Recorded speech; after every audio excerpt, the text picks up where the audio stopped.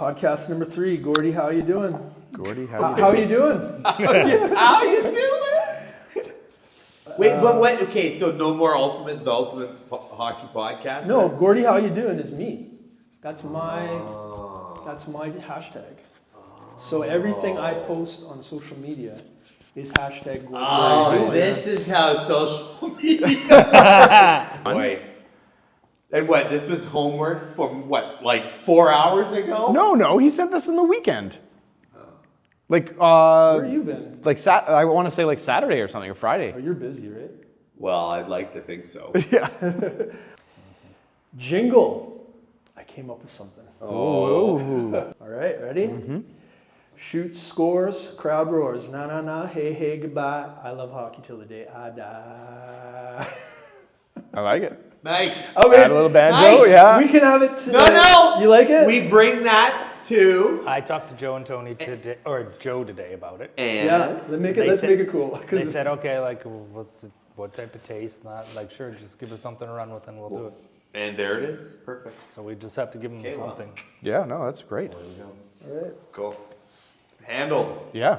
Love it. What else Add we a little got? banjo to What that. else you got? We got social media rocking now. We got My other fucking jingles idea, rocking. Well, because it's nice to have I don't intro know, music. have you guys ever watched like one of those soccer games in Europe? And Oh you my hear the guys chanting. And Yeah. Like, Yeah. What are they chanting? Yeah. And fuck, some of that shit is cool. It's really Oh yeah. Some of And that I stuff's thought that really- might be a cool intro. Bold, yeah. If all 4 of us learned like a soccer chant, but put it into hockey, Yeah. Yeah, but and Okay. be like Roll all with it, 4 of us kind of Boy. chanted out to start the show. I don't know. I like it. Yeah. Yeah. possible, yeah. Yeah. I don't know So- which I want to hockey get a chant song. you're I gonna want to do. get the song going first. Yeah. Yeah. Yeah. Like you could do like, I don't know, a song at one end and then at the end of your podcast you do a chant or whatever, or But yeah. other way around. But I like that. But Like, like- I mean, soccer chants. These things have been on for long. Yeah, some of those have some serious history to them. Mm-hmm. Like my dad has a whole bunch of army chants and that. I will Those say were I like- had no idea that basketball was as big in Europe as it is. Yes. Like Serbia? a big, yeah. I played basketball in Serbia or whatever, and then like it clips to the madness that is basketball The in Serbia. flags. Yeah, like holy, like yeah. I had no idea. I feel like the guys from 400 are in there. Oh, yeah, you know, they're- like yeah. holy shit, those guys look scary. Serbian guys. Yeah. But what do you Big. think the most, I don't know whether this is still correct, but what do you think the most watched sport is? In the world? Yeah. Probably soccer. Soccer. Or cricket. Yeah. I think it's cricket. most watched. Or most played in most countries, maybe. I don't know. But cricket, like a sport you'd never think of. It's got to be up there because I mean, It's yeah, huge super everywhere popular, else in yeah, the world, but can't South be. America? India, Pakistan, South America a bit, but like Australia, like it's UK, like oh yeah, it's big, like it's huge. But I mean, we don't. it's No, not but yeah, here. we don't. It's not on any. I want to try. Like I got to try it. I got to try fielding. Field hockey? No, man, cricket. Fielding. They were practicing. There were some dudes practicing just in the West, and I was driving by, trying to think if I had the dog with me. You were just like, hey, I want to give this a Dude, try. I'm like, I pulled over. I pulled over, parked on 6 or whatever, ran across the field, like hopped the fence, like it's just a field. Yeah. So yeah, I'm like, yo, and there's just a couple dudes, and there's a guy like essentially just lobbing the guy, and he's just cranking these things, right? So I was like, can I try? And the guys are like, oh yeah, come on, white boy, give her. And the guy was licking his chops, and he gave me a couple, and they use like It's like a cue ball almost. well, right? it's not. No. So they're not using because they're just practicing. It's Oh. not an actual cricket because a cricket ball. Yeah. It's fucking heavy. That's a real deal. Yeah, I like found one at like Stanley Park or whatever, and I'd had it for years. But no, it's like a heavy tennis ball. It was like that's what it. Okay. And I only know that because I only felt it bounce off of my hands. Like that is an art to try and catch that thing and everything, right? Like yeah. So I tried a couple, and they were like really pleasant and everything. And then I'm like, okay, I got to go do whatever it was I was going to do, and then off I went. But yeah, so cricket, like I'd love to try hitting it. Like bowling, I think too. The spin, like we don't appreciate it here. I watched it overseas, man. It was cool. Like that's how I got to learn it. The Ashes was going, and it was a thing. So the Brits and the Aussies were like back and forth a little bit on camp. Stuff was like getting spray painted here and there and stuff. It was pretty funny. And then I can't remember who won that year, but that's how like I got to kind of got indoctrinated into it or whatever. And then, Right. But yeah, it's huge. It's when wild. I lived out in Kits, there was a group that would play cricket there. And I was just like watching one day, I'm like, what are they doing? And then when I went to Australia, got to watch a bit of like, I guess you call it like a minor hockey game of it. And it was kind of interesting. It's definitely a sport. Yeah. I've heard some games last like days. Oh yeah, days. Because there's different ways they do it. Yeah, Yeah, the last days. that's crazy. It's like a curling bonspiel. Yeah. Pack a lunch. Yeah. I would love to go to Australia, but I've seen that top 20 list of reasons why not to go to Australia. Right. Have you seen that? No. And 'Cause it's just everything's a trying to funny kill meme you. of like 20 different things that are in Australia. Yeah. And like one is like a huge like wolf spider. Oh yeah. Yeah. Oh, Nope. And I'm good. Just full of like gigantic. Did you see anything when you were Huntsman there? spiders. Huntsman spider. Huntsman spiders? Yeah, it's like the size of a dinner plate. Jeez. No, but But no, time like, of year when I was when there- they all like all the Web. Yeah, in Yeah. the trees and and stuff. they're, Yeah. like the babies and whatever. Like I would no thanks. Yeah, like, no. dude, I would flamethrower, please. Like no, Yeah. No, the Yeah. scary one is like this guy is like chasing a mouse or a rat, and he like tries to hit the rat, and the rat runs behind the fridge. Then you hear, and then the huntsman starts dragging the rat up the side of the fridge. yeah. You're just Yeah. like, Camel Yeah, I feel like- spiders are no joke. I think they're there too. There's a type of. I mean, there's different types of, right? It's a scorpion. It's not an actual spider. But anyway, they run faster than you do. Camel spiders? Yeah. Why do they call them camel? I don't know, camels, because they Survive. I don't know. They They got a eat hump? the belly of a camel. Like they run fast. They jump. The reason they will chase guys is because there's actually the shadow, because they want to stay cool, right? So they'll stay in the shadow. But then dude sees this 10-legged scorpion and shits himself and runs.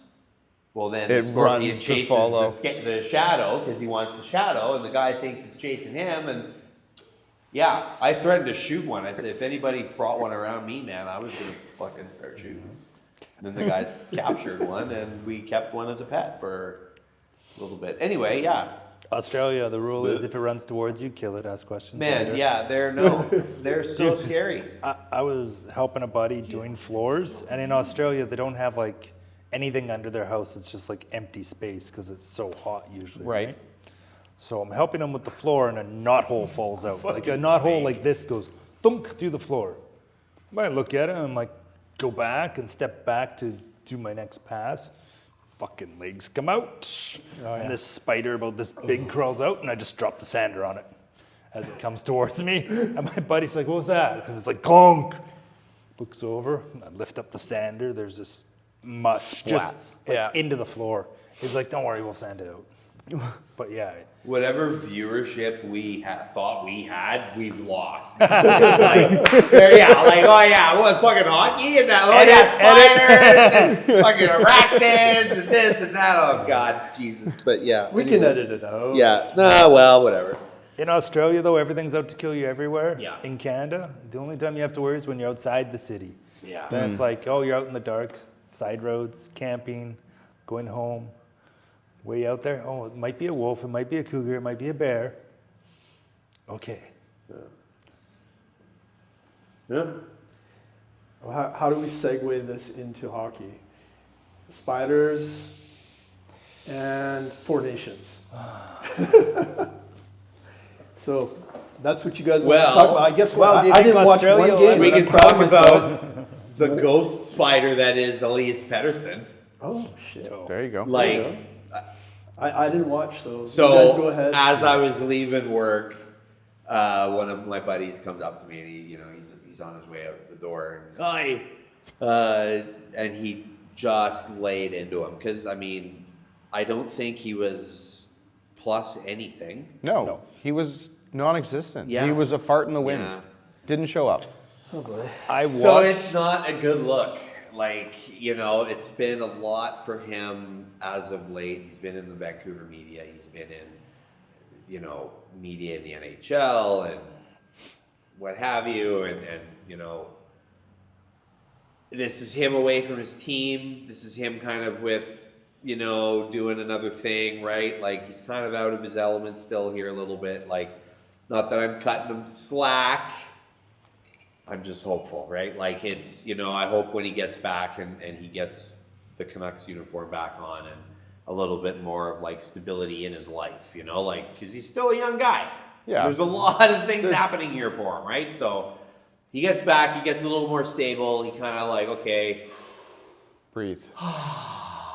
let me score a goal. Fuck, let me get one, right? Because if I can get one, I can get three. And if I can get three, away we go. It was interesting seeing the Pettersson JT Miller face-off. Oh, yeah, that was a good face-off. Insert photo there. Yeah. But yeah, no, that was I saw that. that was good. That was good. That was Yeah. fun. Yeah, I think tomorrow is going to be a really great game. I think this is what the NHL wanted to see Canada US matchup. I think that's what the fans want. Yeah. I think we all saw it coming, Yeah, for Yep. sure. Definitely not what especially with Russia out of the lineup, right? I Oh, gotta bring it Did up, guys. you Yeah. see the list, that list I posted? Or sent or whatever to the chat? Okay. The Russian team that could be, yeah. That's a hell of a hockey team. And it's sad, you know, it's politics, it is what it is. I think the same thing with like Eastern European teams. I think that you could have fielded something. You could have made it 6, you know, or maybe, okay, 4. We did 4 because of everything. I get it. We all get it. Politics sucks. But, okay, so the next time, okay, dummies, like, hopefully there's a next time. America versus Europe. Yeah. Half of America, Canada, Yeah. USA versus Yeah, they did that upper already. Europe, lower Europe. I don't know. They already Yeah, that did North like America hockey thing, North whatever, America. was weird. I don't know, like, That's all you have to do. You just have to divide it up Yeah. into 4 quadrants, but get everybody in there. yeah. No, if there's one problem is these guys are playing their hearts out. For their country. Yep, and the For their team flag. and Yeah. some of their teams are not happy, right? Yeah. Some teams are like, hey, like we're going, cool, sweet, like nice to see you go, like have fun. Yeah. And then they're watching them play and they're like, oh man, please. Well, don't get Yeah, hurt I'm sure or whatever. Vegas is real I was happy. I was just gonna say, like, Vegas, Shea Boston? Shea Theodore is out now with a wrist, hand. How did that happen? Arm, whatever. You said you saw it? Broken wrist. Well, probably. the way he went in, Yeah. right? Like, it was... What was this? It was First no game. game. So this was First like period. first period, first shift. I think it was like his first shift. He had the puck, dumps it in, or makes it like takes a shot. And And goes it to wasn't absorb like a a hit. late hit or a hit from behind. It was just kind of like he's turning, and the guy kind of just comes in and finishes contact, right? Like it wasn't even a push by the guy really, but it's the way his hand kind of went in for him to brace himself. And it didn't look good. And just him wincing in that, and like I've had a wrist injury, and I'm just like, oh, fuck. Like, you know, and it's one of those things where you're gonna know immediately. You can't grip that stick. You can't flex the stick. You can feel it in your hand. You're not wiggling it like. So I think he kind of knows something was wrong right away, and that sucks, right? Like that's too bad, man. He's a good dude, and I feel terrible. Like that sucks. You want to be like, yeah, you have your whole career ahead of you and everything, but this is the first time you're doing it.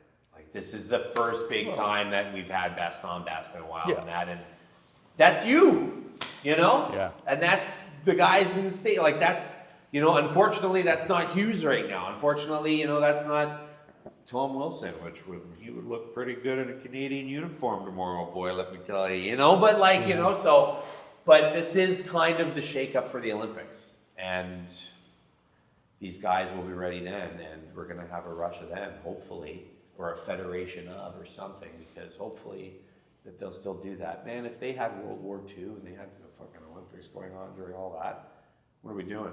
Mm-hmm. So.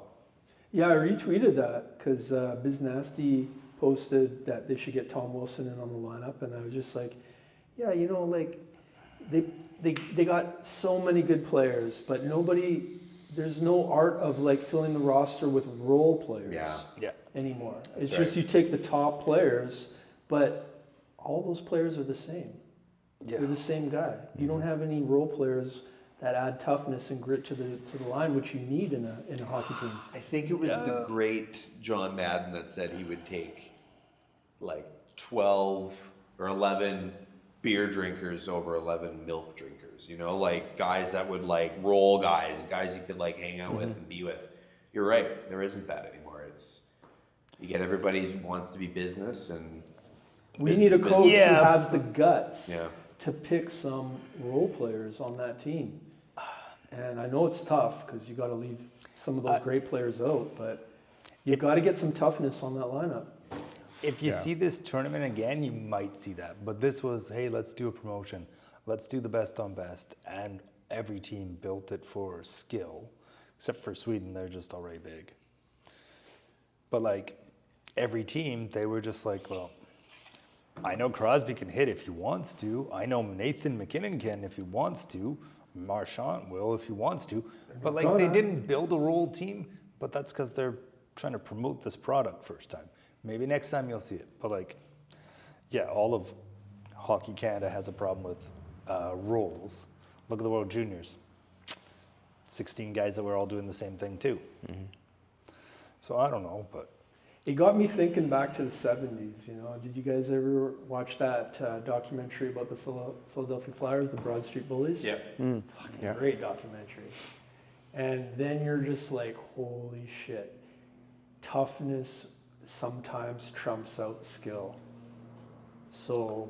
Well, I just watched PK Subban was talking about the NBA All-Star game, and he was going on about hockey players play when they're hurt and they're injured, and then you got fans that are going to see LeBron James and they're not playing that game because they've got a little injury, right?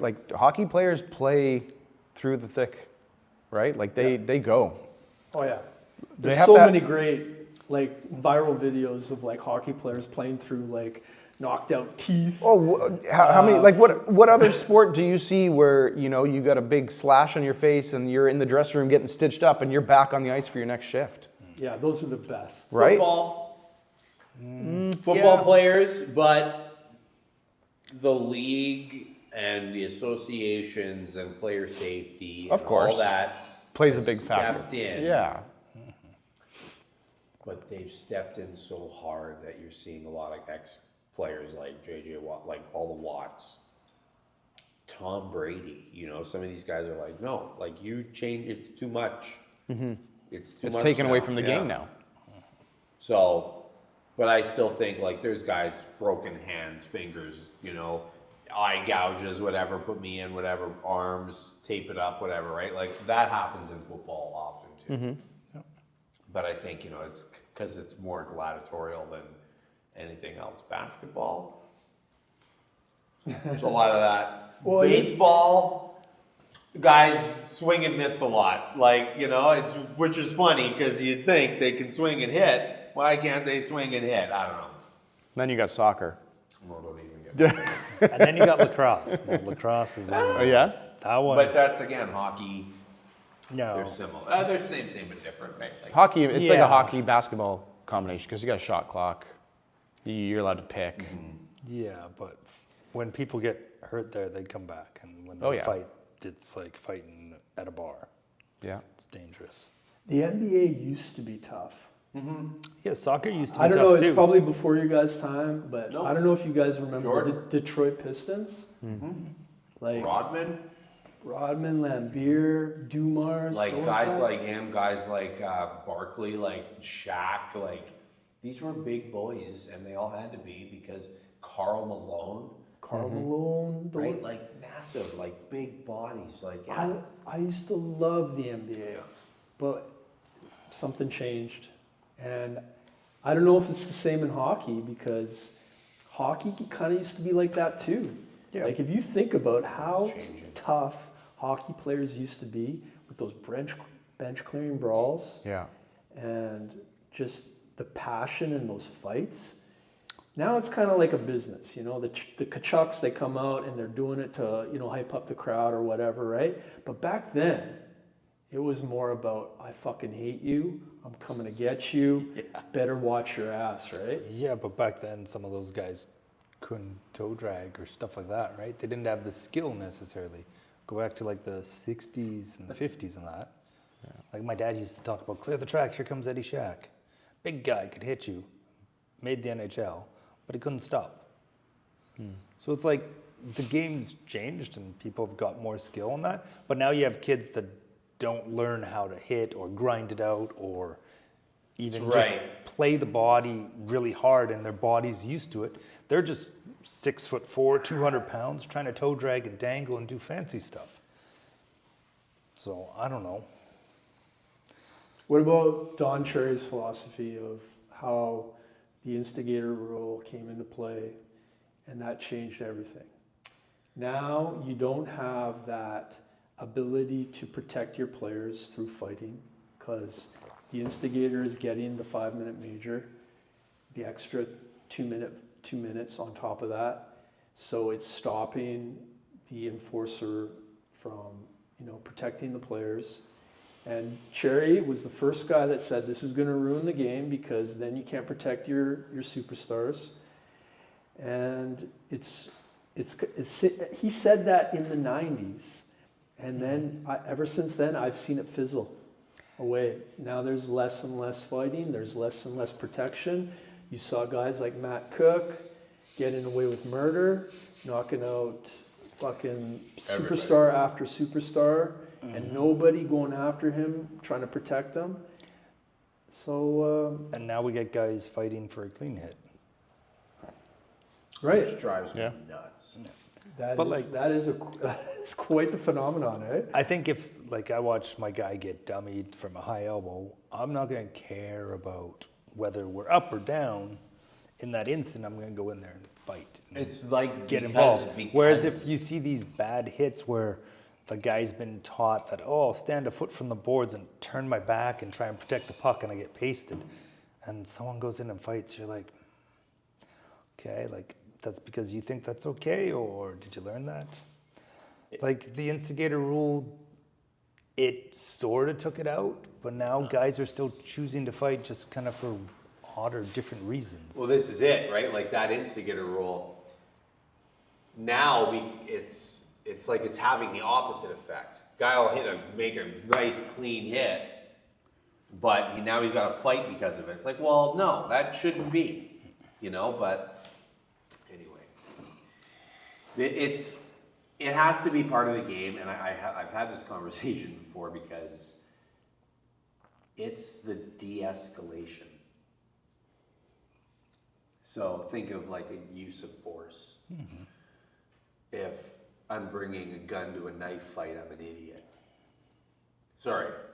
No, if you're bringing a knife if I'm bringing a knife to a gunfight, I'm the idiot. Right? So in hockey, you're holding a club. Hi, Marty McSorley. Ask Donald Brashear how his fucking brains feel after you dummied him over the head. Right? Yeah. Like you're holding a club. Yep. So in order to de-escalate a situation from you killing my guy 5 minutes ago, I don't hit you with this, I hit you with these. Mm-hmm. Hal Johnson and Joanne McLeod here, right? Like it's time for body break, boys, like let's go. So no, like I think fighting because of that, the de-escalation of it, it has to be part of the game because that is the accountability factor. Mm-hmm. Kevin Biesca just went over that. He said that if you have the fight, you have less guys swinging sticks. swinging sticks, trying to kill each other in all kinds of other ways, right? Like the crazy, dirty, wild hit, out of the blue kind of stuff, but like... Cassian jumping behind the net. Yeah. Murdering you instead of hitting you for, to get the puck. What about the Pavel Bure hit on Trilla? The greatest out. Was it the elbow? Was it Yeah. the elbow? Oh. Remember Dallas Stars? But you watch what happens before that, it's like, he gets hit once or twice, and then he's got his back turned, and Trilla pasted him on the boards. Yeah. And I don't think he even had control of the puck. The puck's in his feet or whatever. I mean, you play with fire, you get burned, right? These guys are all pros, and they're all good and strong and dirty. They've all played dirty at once before. You made a very valid point with the dropping of the stick, because that's taking away that essentially weapon. Because you wouldn't know that if you watch Beer League Heroes. But it's, you know what I mean? Because you're fucking. Oh, absolutely. No, I can't hit you with this. I can't slash you across the head. Right? Yeah. It's getting it out of you, kind of in 100%. that. Because man, if you're fighting for the guy next to you, behind you, whatever, that emotion, whatever, call it what it is, right? Protect, whatever. Yeah. Comes out in sport, and it's there, and it's gonna be part of that game. Or you're gonna get crazy. Two-handed chops to whatever, because that's, you see that shit happen in beer league. Mm-hmm. You see kids do it. Okay, well, kids are kids, you would say, except that no, because now they just always wear that bird cage, and they don't hit, and they don't know how to look to hit, and anyway, that's a whole other conversation. But so. And kids without consequences do dumb stuff. Do super dumb stuff. So, that's a whole other conversation too. The kids that choked out in, what was that, Richmond Sock guys, had the guy in an MMA hold and choked out the goalie until he passed out. Yeah. Oh, wow. I used to coach that kid. Huh. And decent kid most of the time, never had a problem with him.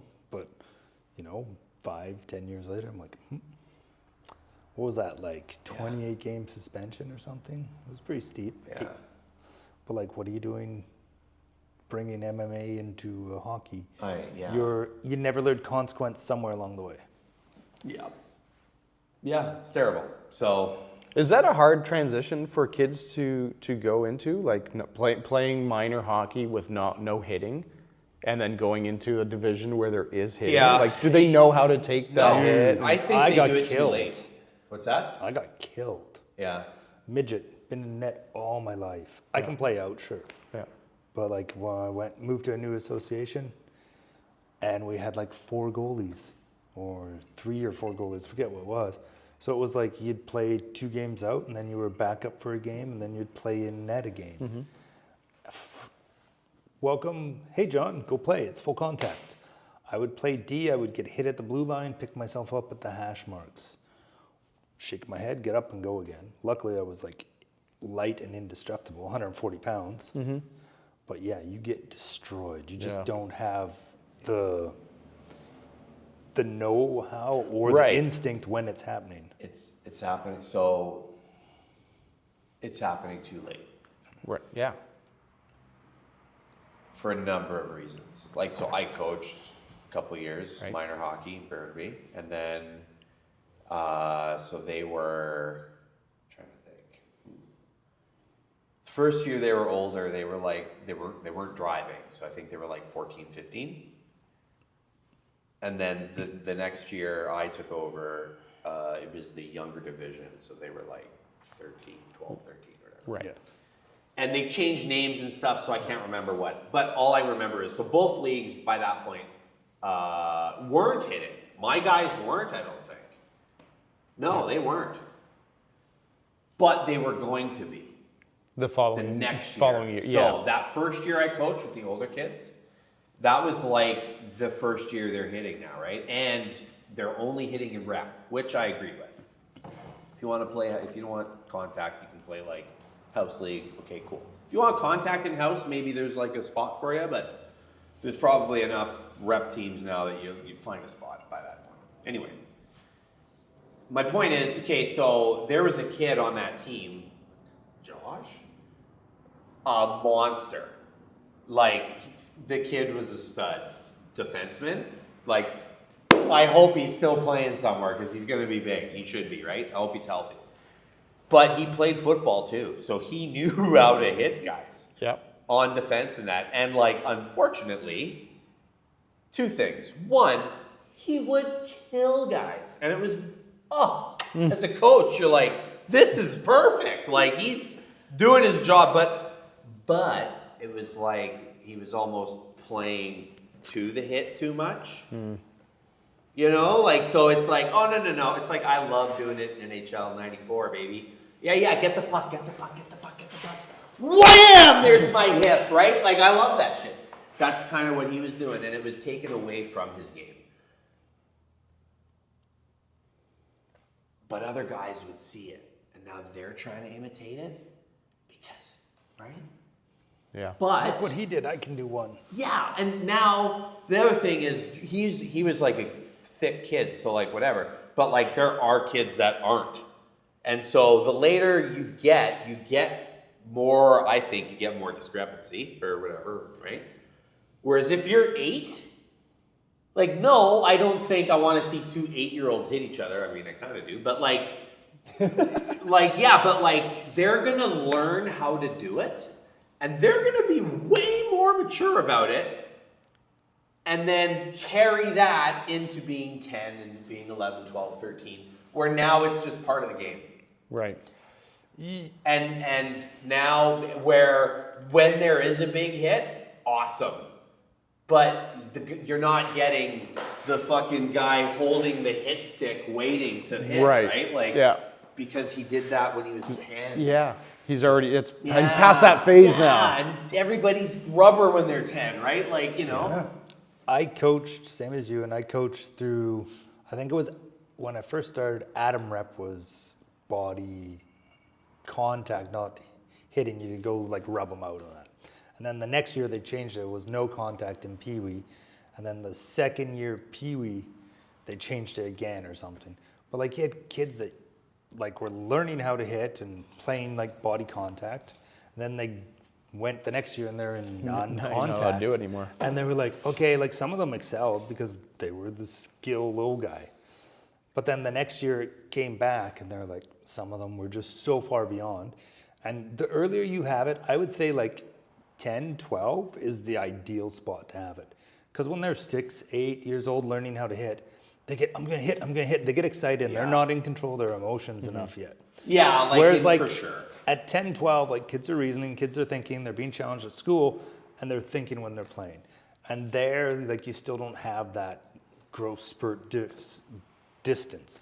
But like once you're 13, 14, 15, 16, 17, there's like, we had one kid, he's stopped hockey, he was great, like played rep, but he quit because he never got the growth spurt. And he's out there with like someone that's 6 foot and he's 5'2". Right. And that, like, you gotta, I think like that 10, 12-year-old, those guys, they haven't hit the growth spurts, they're in control of their emotions, teach them how to hit, teach them how to take hits. Yeah. Now, like I remember, I think I ran the gauntlet one time, like everyone stands on the wall and you go up the wall and everyone hits you as you go up the wall. We used to all do it. And the parents were like mad at me. Like, what are you doing? Like the kids are picking on each other, da-da-da-da. Like, no, they're learning how to hit. They're learning how to take hits. Yeah. Some parents get it, some don't, but it's hard to find that parent that, you know, nowadays you never know. Some parent, like you said, some parents like it, some parents don't. I mean, that's tough. It's growing into a parent nightmare. When I worked for the Thunderbirds, it was just pre-COVID, and you know, there had been about 5 years of an escalation of this. I could feel it. Like parents were just becoming really politically correct. Mm-hmm. You know, that whole inclusive vibe coming, so that we have to protect everybody. And, you know, there was all these like orientations with like anti-bullying, just protect, because like parents are just getting so freaked out about protecting their kids and stuff like that. I don't know if you guys have noticed that, but it's pretty obvious to me. Like with the new generations of parents that are coming out, they're a little bit soft on kids compared to the old generations of kids. Yeah, but they're not allowed to. It's the same thing in hockey. Like, we are babying these kids too much. Like, Hockey Canada, there are all these orientations for, like, respect in sport. And, like, when you do respect in sport, I mean, I get it, but it's a little bit over the top. It is. I've done respect in sport, too. It's not fun. Yeah. It's a lot of common sense. Yeah, right. It's a lot of common sense. I mean, good time do I to really refresh need this? my drink, I think. Like, okay, respect in sport, sure. Like, I understand why it's there, because we have a few people that ruined it for everyone, right? And now we're just trying to like, hey, look, now there's definitely a guideline. So if you do something wrong, we have grounds to stand on, for sure. But I don't know, like, parents can't be as hard on their kids as before, and they were never raised as hard as like Generation X or before. So we try not to make the same mistakes our parents made raising us, but we're all just a bunch of bumbling idiots trying to learn how to raise kids. Well, I'll give you a little quick example here. When I was coaching my son's baseball team years ago, and we had to do the respect in sport, and you got to do a criminal background check and everything to make sure everything checks out. There was an instance where a little girl wasn't standing in the correct position. And we'd had the coaches out in the field because they were young and everything, and you'd kind of grab them by the shirt and you stand here, right? Like nothing too crazy or anything, right? But you got to be careful because some parents did say something, right? Like, you grabbed her? Just like grab her by the shoulders and like just you stand here. Right. This is the spot where you stand, right? And they confronted you? Not to me personally, but it happened within the division. Yes. Wow. Yeah. So you got to be careful. Like you said, some parents, they're just really soft. Like it is brutal. Because I am constantly like managing kids in their position with my hands. Yeah. And I don't give a shit because I need to do it to teach kids. And fuck, I don't give a shit. Yeah. If somebody comes in here and they got a problem with it, fuck. Then you don't want that. You don't want that student anymore. That's right. But like, luckily, I haven't received any of that yet here. And people, once they know you and get to build a rapport with you, it's a lot better. But like when I was coaching and we had a couple girls on the team, like if you ever had to demo something with them or get them to change position or something, you did it with your hockey stick. Mm-hmm. But like still, like she was, I don't know, at the time probably 10 years old, 8 years old. And the parents loved us and we got along great. But she would do inappropriate things and you'd be like you're at a restaurant, everyone's chatting and that, and she'd like, one of the coaches like enjoyed his company and always joking around. And like everyone's sitting at a restaurant on a tournament and she hopped in his lap and he just froze like, oh my God.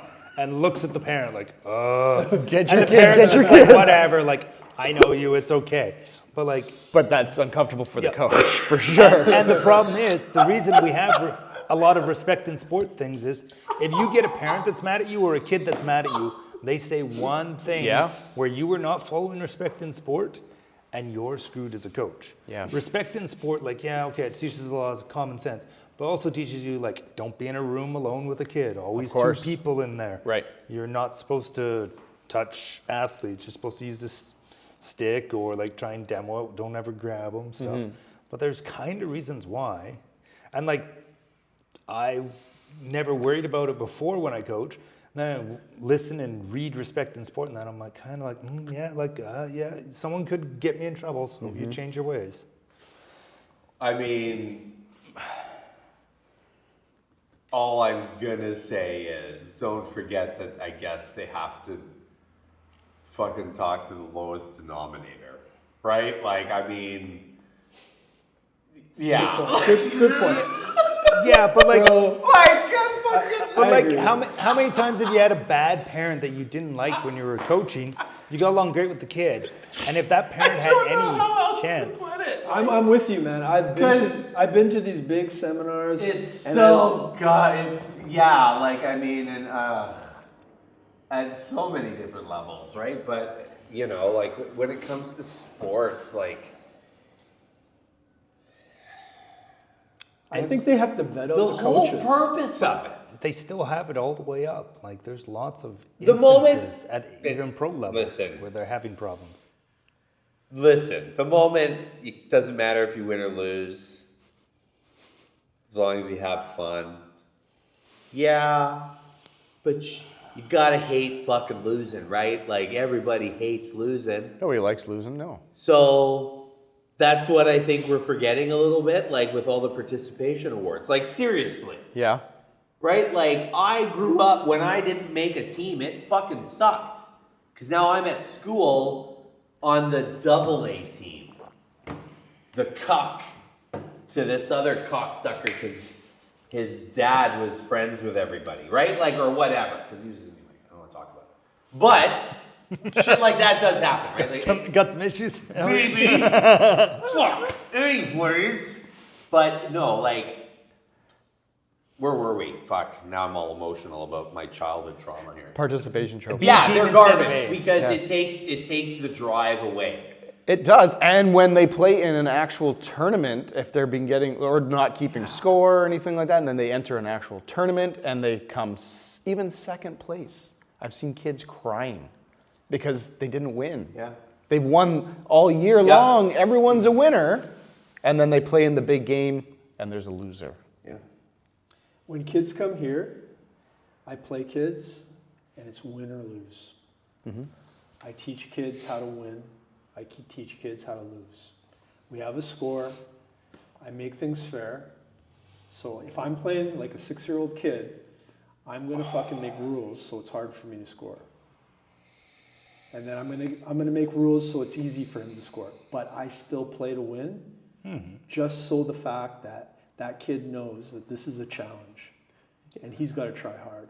Do you remember, I think it was the World Juniors 2 or 3 years ago, and the Americans won second place, and that guy threw his silver medal? Yeah. Do you remember that? Yep. Yeah. That is a kid that grew up getting participation trophies, not having an actual loss. And he threw a silver medal into the crowd. Accept the Holy loss. shit. Yeah. Second place is still good. Yeah. But I mean, Sportsmanship. Yeah, but I mean, there could be a backstory. Who knows? Like maybe it's his only chance that he got to play in that game. It could be, but like you the devil's have advocate there. That's but you good job, have you Johnny. have that memory of winning a silver medal. Yeah, but like if you worked all your life, and wonder you where were he is now. you were the Lucci who never got on the teams and that, but worked hard, and then all of a sudden you're like final year of eligibility. You're at the World Juniors and you What come if you're second. his teammate and you got to look at him in the dressing room after? Doesn't matter. Right? Like, this is am what I I his mean. Like, teammate or am a I an move like that, adversary? maybe in the time, it's emotion for sure, but I'm sure the coach Fuck. went over that. Like, this could be the biggest moment of your life. Most of you guys are not going to make it to the NHL. one of Yeah. my favorite moments of coaching was the last game I coached. We were playing like Surrey or somebody, and we had to beat them to win the President's Trophy, whatever, right? So like we lost out of the provincials, and then like because of course we did. The head coach? No, but like yeah, I wasn't gonna say it. Hey man. But anyway, listen, they were great kids. They fucking loved them. But yeah, we lost out, whatever, like early.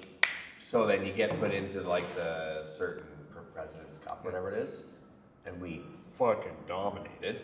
But we needed the good guy point at the end. Right? Hate it. Okay.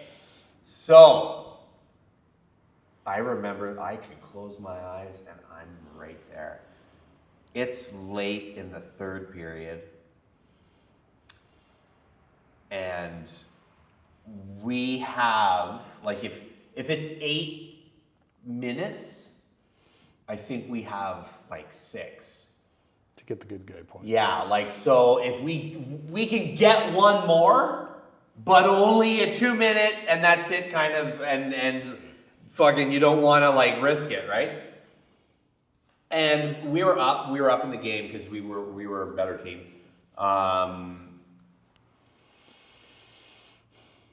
And I was just rolling lines. And there was a kid on the team, and I can't remember his name, I can go look and everything. I could draw you his picture though. He was the fucking penalty king. Like, all the time. Lazy cock. He'd fucking trip guys because he didn't want to move his feet, right? Because he wanted the puck, and then he would move his feet. Yeah. Like, he's like, you know, Ovechkin before Ovechkin learned how to back check. Like, you know, like, so, yeah. Like, I love that about him, but also, like, I hate, and it was always a problem. And he was out there, and I'm like, it's his turn to go. And he could have got a penalty. Like, he made a play. Questionable? Yep. And he got away with it. Did he look at you? Oh, yeah. That's the worst. They look at you like, Oh, yeah. And he came straight off. And I didn't say a fucking word to him. But, okay, so we won. We get the point. We win the cup. Everybody's happy. Nice. No. Because the parents came up to me after, and I remember this.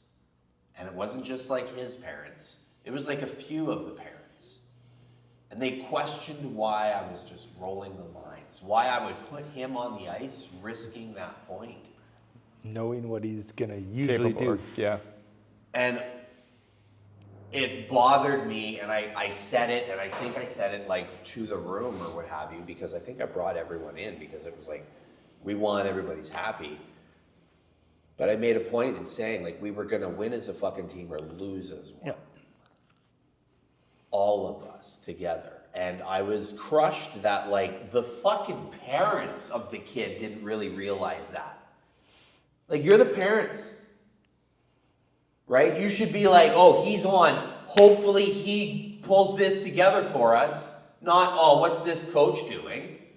Right? Like, that's what I mean. Like, and I was like, you fuckers don't get this. They have, and this is like, you know, and I said this to them at the beginning of the season, and I meant it. Like, I'm not just trying to coach kids in hockey. We're trying to raise men. Just trying to raise good people. Right? Like, and through sport. Like, I get emotional talking about it. Yeah, but like, if you go and ask your parent group a lot of the times, like, how many of your parents played hockey? Like, lots of the times, none of the parents had. Or you had like 3 or 4 guys that played like beer league once they were adults.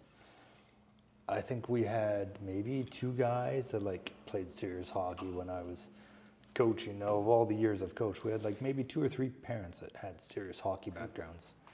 They were the best because they'd just sit there and watch. And they didn't say anything. Exactly. They understood it. But like, you get parents that think their kid's the best, or they're just worried about their kid's success. They don't understand a team game. Like, one guy, his dad was a great tennis coach and like super good at tennis and that, but didn't understand team games. Great guy. And he was probably actually pretty chill about stuff. But sometimes he's like, why didn't you do that? Or why didn't you do that? But yeah, some people understand it, some don't. Yeah.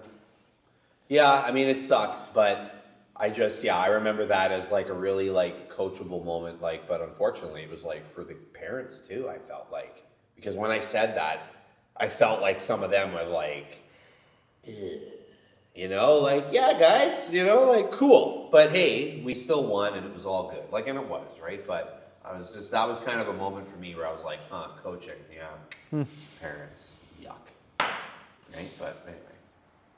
What else you got? What else are we talking about? You don't The coach for Hughes the parents, you coach for the situation. kids. Yeah. Quinn Hughes going to Boston. He's not. It's been all He's here. confirmed he's not, yeah.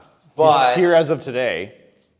Yeah, let's that's go. it. Let's go He's over it. not going. Let's he go can't- over it. Should he play? No. No. Why not? Yeah, why not?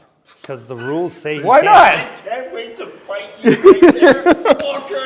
No, I'm going to say Why I know not? I Go know ahead. I know your stance, Yeah. and like John was the devil's advocate a little earlier, I'm going to play the devil's advocate. Now, this has got nothing to do with Canada versus U.S. He was on the roster. He should be allowed to play. Why But he doesn't qualify under the rules. Well, So the rules... Two of the rules were you can't be injured from your team and come play. Right. And the other one was like you had to drop below a certain number of guys. Correct. Yeah. So unless they But if went he's- out and Nancy Kerrigan's the So, defenseman- and that's, thank you, because that was the point I made with you earlier, right? Like, Yeah. I think it would be dirty pool to bend and all this bullshit, like, so anyway, there's all these bullshit rules where they could get him on the ice. Yeah. Oh, Buddy's hurt, and then this other guy's sick miraculously, and then Quinn Hughes walks in, like, with his sunglasses on, like fucking whatever. What was it? The meme, the sunglasses meme, Oh. going at me, bro, or whatever. Like, yeah. So I just think I no, just he want to should be see playing. the best on the best. Of course. Hey, listen. and Then Elliott he should have been there at the start, and he wasn't. Fucking deal with it. We don't get Tom Wilson. We lose Shea. Wait, we wait, can't no, bring no, in no, a no. defenseman after losing him out the gate. I think that was. and Sorry, Elliott explain malarkey. the Tom Wilson thing for me. Well, just, because everybody's saying he'd look real good in Canadian uniform right now because of the States. Yeah. They, bolstered their team to, bully us, essentially, right? yeah. So, and they fucking succeeded. No, But they I didn't mean- succeed. No, but They come on, just boys, played let's go. a smart game. They got up their Like- goals and they shut it down. Listen, And Marchand, we didn't do the right thing. if you want to rectify the Vancouver fans here, the Canadian fans, you fucking hate us or we hate you so much, you Boston prick.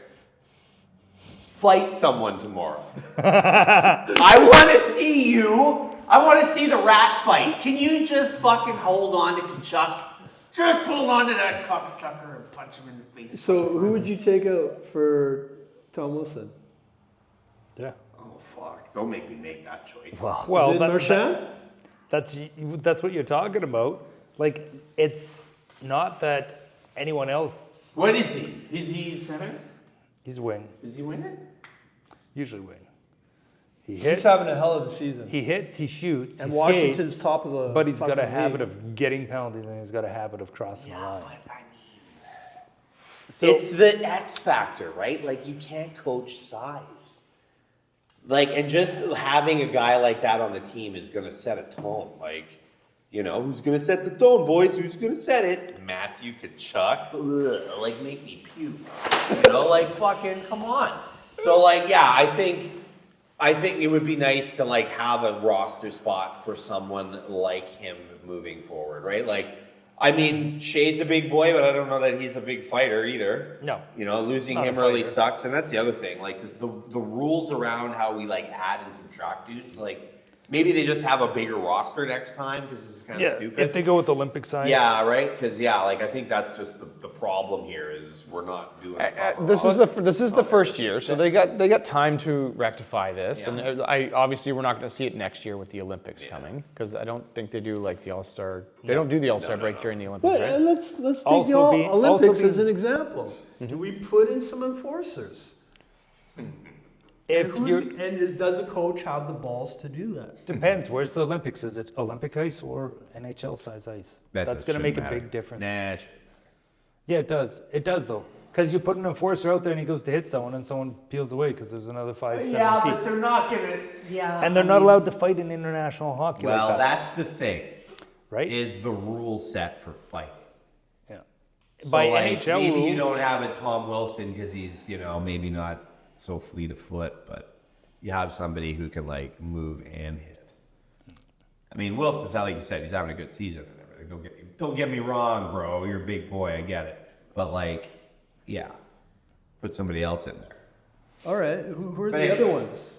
We've been talking about Oh, I'd Wilson. have to look at the roster, and I didn't. Off do the my- top of our heads, can we think of anybody else? A McDavid Canadian can- boy Can get out of there. He's- that deserves to be on the Canadian roster as an Oh, enforcer. to Dion go in. McSidalide. It's a joke. A Canadian enforcer? Oh boy. Don't know. I don't. That's like I feel like that's a trivia question. I'm sorry. I don't know. I failed this one. Buffalo. Phone a friend, text Para. I don't know. Fuck. Like he'd know. You know, like I have no idea. Like yeah, that's weird. But I mean, you know, I'm sure you just NHL up that website or whatever, and you can get like a list of guys who would like. There's got. I mean, just think of the best teams in the league right now. Who are they? We got Washington. We've got Tom Wilson as their top enforcer. The next team down is Boston? Winnipeg. Winnipeg? Who have they got? They've got Americans because their captain Lowry. He's fucking huge. He's American. His what? Connor? His sister's my physiotherapist. Oh, he's Canadian? Maybe I'm wrong. I might be wrong. I thought he's Yeah, but depends on whether Are they American? Maybe they're American. depends on whether their parents I are. gotta If their look this parents up are now, like sorry. Canadian and American, they can Fact play for checker. either one, right? Anyway, his sister's my physio. She's dope. Giving free plugs here? No, they get enough work. She's busy enough. I never get to see her. You can't book an But, appointment. Yeah, exactly. It's a problem. My massage therapist is even worse. She's super busy. She just got engaged too. She sent me her engagement photos. No shit. Oh, nice. She's like, "You're an OG client. You gotta check these, whatever." So I showed Jess. I was like, "Oh my god!" Yeah. I told her, I'm like, the only reason I gotta book another appointment is to like catch up. St. Louis, That's Missouri. bullshit. St. Louis. What's that? He's so St. Louis. So they're American. Oh, maybe I had this conversation with her. Because, like, I guess her husband's Canadian. Yeah, maybe that's what it was. It's Americans. They're fucking picking up a lot of good players. Is he on the team right now? No, he's not even on their team. He's gotta be. He's so good. Is he on their team? What's his name? I didn't watch Larry? I'm boycotting the Fortnite. You're going to watch tomorrow, though. You're not gonna watch tomorrow's hockey game? For the Russians, I will watch. Oh. For Ovechkin. You're drinking Did you the see wrong his stuff post? to cheer the. I sent it to you guys. He on said. WhatsApp. He said, "Why would I watch the Four Nations? Yeah, There's no no, I Russian did watch team in this. I there." did. No. Why would I watch the Four Nations if there's no Team Russia? Yeah, I just figured a big game like this that you might put it aside and I Yeah, bet you know. Actually, I'll watch the highlights. How about that? I bet you he's watching. He's just chose that line to like keep his home life safe. Well, fuck. It's a different Fuck it, world. like, It's a different world. over Russia there. deserves to be there. Sure, they do. I'm not saying they don't. They rank higher than He's not on Finland the for team. sure. It should have been Sweden, Russia, USA, Canada, because of the ranking. They got to have some type of ranking system. Jake Top Gensel. four should have played in there. Get rid of him.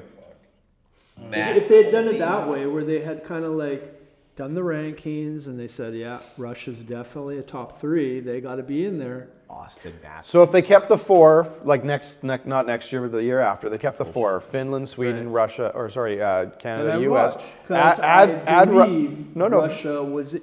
but add Russia. Who's Yeah. the sixth team? Huh? Who's the sixth team? Like Eastern They need a Europe. 16? You do like Eastern Probably Europe. When you- Slovakia or Czechia, Yeah. one of those two. Yeah. You do something like that where you can kind of include a few of them.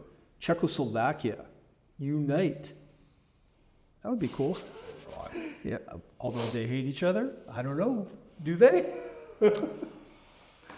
One way to find We out. all get along. Apparently not. Human. Anyways, to reasons. bring it back full circle, Yeah. the Quinn Hughes thing, I think is just mindfuck. People talking. But He's not playing anyway. He's not. if he had been allowed to play and it was like perfectly within the rules, would you not like to see that for the best on best? Like Yeah. you've got Cale Makar going up against Quinn Hughes, and Quinn Hughes is defending not against what is it, a bunch of guys in NHL that are 78s Nope. to 80s. You got him defending against 90s and 95s, right? That'd be fun. Yeah. Do I yeah. think it would be good for Canada? No, I think it'd make it really hard. But would I watch it? Oh, yes. I mean, yeah. Would I watch it even without Russia? Okay, I wanted to go over today's sponsorship. Oh, Sponsor plug. We've got Lanakai hand sanitizer, mango coconut. So, you know, I didn't have the guts to go over it last time, but I want to go over it today because this thing here is going to save my business. And I'll tell you why. What it does is it makes hockey players tolerable when they are stinking their ass off. So if you've ever had a guy in the dressing room or some guy sitting next to you on the bench and you're just like, what is that terrible smell? Mango coconut. And I don't know why some guys have it. I'm thinking maybe it's genetics, but I've never had that smell. Pardon me. But I know what it is. It's the bacteria, right? It's bacteria that makes that freaking smell, right? So all you need is something that kills the bacteria. And hand sanitizer has it. And that's a good one. I had a kid that came in here to be a coach, and his gloves smelled terrible. Yeah. Nobody wants to be the stinky. I've got girls that are coming in here to learn how to shoot, and they can't tolerate it, right? You can see it. And so my first order of business was to apply the hand sanitizer to his gloves. And guess what? It fucking worked. It worked. And now he's happy, and customers are happy. So, and he's a better hockey player for it. there it is, right there. Coconut, because I know coconut is a nice scent that everybody kind of likes, and it's not too girly. So, I think that we should look for products that we want to endorse. Yeah. You know? So Absolutely. what I'm going to do is I'm going to approach this company and I'm going to say, hey, we want to endorse you guys. We think that we can sell your products to our customers or to our audience. And I'm going to start with that one because, damn, if that's one thing that I think is necessary in the hockey world, it's fucking deodorizing hockey gloves. I don't know how many kids come in here, and I just like, I don't want you to come back. Every wife of a hockey husband, yes. You come will home, attest to that. hi honey, go away. Yeah. Dude, even You just guys that. never have a problem with you want to? guys on your team? That, Oh, we had one of the worst. With stinky gear? Yeah. So Oh, it was me? it's you. The goalie, man. I wanted stinky gear to keep people out of my crease. we had two guys. So one guy played hockey. Was like, oh, I got to go to the airport. I'm going to fly out. I'm going to leave my gear in the car. At the airport, I fly out for a week. I come back. I'm going to land just in time to grab my gear and my car and drive to the rink to play again. And guys distracted him after his hockey bag was packed up and he had showered. He was chatting. Someone distracted him and someone stuffed like crushed empty beer cans in his bag. True to form, he'd left in his car for a week in the middle of summer, parked at YGR, came back and like opened up his bag, reeked to high heaven. It was so bad, he got on the ice first lap, he skated by the refs who were standing kind of at the reffing circle, and the ref was like, and stopped him and asked him if he had been drinking because he stank so bad. So that was a bad one. And the other one, we have a guy, I played hockey with him. He's a great guy, not gonna say his name, but like people stuffed mothballs in his bag. We tried everything in his bag. He dated a girl. He like went on the first couple dates. She came and watched hockey one day as like a date type thing. The next day she found out that they had gear sanitizing at the rink and she paid for his gear to be cleaned. He's like the kind of guy you could open up like over there by the goal post and you could smell it here type thing. Yeah, like you know who you are out there. We need to save these guys. We need to save them. All right, we need to teach them. And this product can do that just product that. is good. Lanakai. Okay, you know what? It's not just that, right? But you know what? That's a good one. But it's fucking alcohol. Just kill the bacteria, right? So Yeah, no, we it's could good. probably even No. But we want these guys' alcohol specifically. Yeah, Because these guys' alcohol specifically does the job. it does a good job. It smells good. It I does like smell it. good. It does smell good. Spray a little Well bit. done. I know I what I'm was getting going to them say, so interestingly, you brought up Serbia, Croatia, that whole thing. Yeah, the flags. So I have a quick, I mean, is it a quick story? It's kind of a quick story. This again? What's that? Oh. No, so. I didn't bring up Croatia. He was in the dressing No, room but like yesterday. the Serbia, Basketball. Is this gonna be a quick story? Oh, Slovakia, right? Czechia. Be sort of a quick story. You know, Like like half the guys apologies, checked out. I realize, you know, I'm Did they peace out? probably- Yeah, we know these. people We, right now, we know but, how like, this starts. I had 2 Serbians and a Croatian on a hockey team, 2099. Like 2099. Wow. Yeah. in the Fucking. So Where's yeah, the- like 99, 2000. Where's like the one of those DeLorean? things, right? We're playing junior. We're still in minor hockey. He hasn't built it yet. And fucking shut up. Anyways, what was cool was, so this was cool because at the beginning of the year, those 3 kids fucking hated each other. Because the war was a real thing. Yeah. The parents would not sit next to each other. Fuck. Dude, like, in the dressing room, we were not ignorant to it. We knew it was going on, but we're still kids. And they were kind of just picking on each other like we would as kids, right? Like, and that's kind of just how it seemed. At least to From me. your perspective, Exactly. I'm not the one Serbian or the one Croatian. I can't remember which was which. My apologies to all you guys. I love you all, especially the one guy's sisters, and you know who I'm talking about. Anyways, it's a whole other story, which is also a good one. But yeah, so beginning of the year, it's a problem. Halfway through the season, you know, it's like we do the Christmas tournaments. Usually that like gels the team, right? Stuff, and that's a fun time of year. And I remember specific because as the goalie, I would. We're at Burnaby Lake Arena, which is no longer with us. Fuck, breaks my heart. I buried some of my dad's ashes there. In the construction site now? No. Oh, okay. Before. Oh, okay. And now, like, I went back there to go hang out one day, and I was like,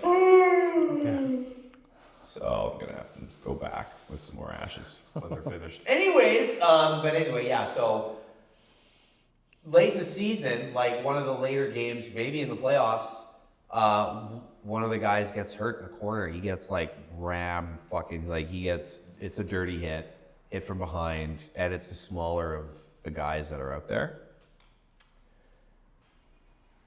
And I remember, and it was really cool, you look down and you can see his line mates, which were the other 2 guys. So our coach put the ball on the same line. So we had a Serbian and 2 Croatians on the same fucking team, like on the same line. So the 2 teammates are standing there like concerned for their buddy, but the parents were all standing together to kind of like, remember Burnaby Lake Arena, how like that corner was where the grandstand would kind of come to the end, right? So like so some of the parents would sit there, but a lot of them would just stand on those steps. And so they're all standing there, and like, so it was just cool to kind of see how like all the politic bullshit, all that stuff that's happening back home, like back where they probably have families still, you know, and memories and stuff. But they put that aside because of sport, because they were a team, because they were Canadians, they were, you know, together in the moment, caring for a friend, right? So that was a really cool moment, and I think that's important to think about how sport can kind of transcend some of the political bullshit that is in the world. So I get it. I get why you're kind of protesting, but at the same time, this fucking game tomorrow is going to be too good. Yeah. I can't fucking. No, I can't miss it. I'm skipping out work early. I already talked to them about it. They know. I'm like, you can shoot. Yeah, I don't care. I'm leaving. DVR set. Yeah, so so you come on over if you want. Like, Yeah. But anyway, yeah, it's going to be good. So I'm looking forward to it. I think My prediction, like if we're going to kind of end on that or what have you, I think my prediction, hopefully, my heart says if Canada can get out early, if we can play a smart game and try and fucking pin our ears back and get 1 or 2 and shake, what's his handle in net? What's his handle? Hellybuck. Yeah. Need to, at least. Because he's shaky, man. If he's under pressure, like he's kind of known for, like he's a little bit known for that, eh, motherfucker? So like, yeah, like if we can get to him, then, and if we get to him early, like if we get 1 early or something, and then like maybe ring one off the bar or something, and like be like, hey, motherfucker, like time to wake up, like I am with him on Wednesdays and Mondays. But yeah, so if we can do that, then I think we're gonna be okay. Rattle his cage a little bit. Yeah, like if we can kind of get up early and stay up. Because the Americans, I don't think will have the horses to outpace us. But if they get up early, I think they'll be able to shut us down. And that was a problem I think we had in the first game. Perimeter, we couldn't get inside. They were too strong, big, whatever, too USA fucking defense. Canada was looking to be too pretty. Yeah, right? Too cute. So get some fucking shots on net. Bury the biscuit, and like that's it, right? Because it's shots and rebounds, and get to the goalie, get in his head, and do what you need to. But yeah, did they say Binnington starting? Yeah, he will be. Yeah. Binnington's just fine. He's a great guy. Marc-Andre, I want you there, buddy. Yeah, for sure. Flower, I wish you were there. I think Flower should be there just because. So you're criticizing Binnington? No. Yeah, a little bit. Wow. Binnington has a history of being a hothead, and he has controlled that. Not only like this tournament, but in this year. Last year, he was getting in trouble. And like it's led him to trouble. Always. Yep. And Marc-Andre Fleury tried to fight him because he's like he always wants to fight. That would have been classic. I wanted that to happen so bad. I think I was watching that game when it happened. And it was great. Like Marc-Andre Fleury was like, I just want to fight for the sake of fighting. Well, that's what he hasn't scored and he hasn't fought. And Binnington looked up, like Steven has said, like that's the guy I looked up to when I was coming up, right? So I think that would have been cool because they would have just fucking ponied that, I think, a little bit, right? Like a couple shots and whatever. Yeah. But I really think Fleury should be there, if not even just as the third goalie, because he's such a glue guy. He knows the Sid. He's like one of the horsemen. You know what I mean? Like he's one of the elder statesmen of that team. He was, you know, like it breaks my heart not. Put it this way. But there's no free I would rides. love that jersey, but I would love to have Flower on the back of it. And I can't because he didn't wear it. You know, like he's not going to be a Team Canada guy like that. How do you not have Fleury as a Team Canada goalie? Like that kills me a little bit. Like he's still the guy to me. Like he's still that guy. Yeah, but now you're playing favoritism and not looking at it like a coach has to. No, shut up.